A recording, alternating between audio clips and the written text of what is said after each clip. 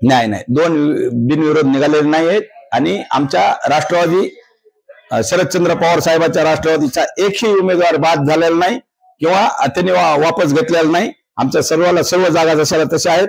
आम्ही उबाटा सेनेला ज्या जागा दिलेल्या होत्या 3 प्रभागामध्ये त्यांची बरोबरची युती फॉर्म भरल्यानंतर अंतिम टप्प्यामध्ये कॅन्सल झालेली होती, त्याच्यातले त्यांची जागा शिल्लक होती आम्ही ठेवलेल्या जागेपैकी, पण ते असा आमचा कुठलाही हे झालेला नाही। आणि राहिला प्रश्न दुसऱ्या जागेचा, एक जागा गेलेली आहे ती बी उबाटा सेनेनं हे नाही दिल्यामुळं, उमेदवार न दिल्यामुळं।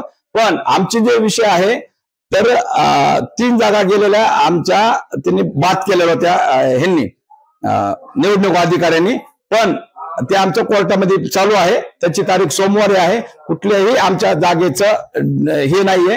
आता परवा दिवशी रिझल्ट आल्यानंतर आमच्या सगळ्या जागा सही सलामत आम्हाला दिसतील।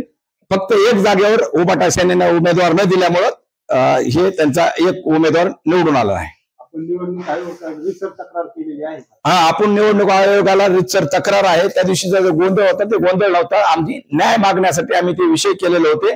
त्यांनी कुठलाही आम्हाला नियमाप्रमाणे नोटीस न देता ते तिन्ही अर्ज बाद केलेले आहेत। नियमाने नोटीस द्यायला पाहिजे की तुमचे हे कागदपत्र नाहीत आणि त्याची पूर्तता करा, त्याला सुद्धा मुदत द्यावी लागते। यांनी कुठलीही आम्हाला हे दिलेलं नाही, नोटीस दिली नाही, त्याच्यामुळे हे अवैध ठरणार आहेत। आमचे जे 3 उमेदवार आहेत आम्ही कोर्टामध्ये गेलेलो आहोत न्याय मागण्यासाठी आणि सोमवारी त्याची सुनावणी आहे। आम्हाला कोर्टावर भरोसा आहे, आम्ही नक्कीच जिंकू त्याच्यामध्ये आणि आमच्या तिन्ही जागा सही सलामत राहतील। देश विदेशातील प्रत्येक घडामोडींचे लाईव्ह अपडेट मिळवण्यासाठी आता साम टीव्हीच्या सर्व सोशल मीडिया प्लॅटफॉर्मला लाईक, फॉलो आणि सबस्क्राईब करा। तसंच सर्व नोटिफिकेशनसाठी बेल आयकॉन प्रेस करायला विसरू नका।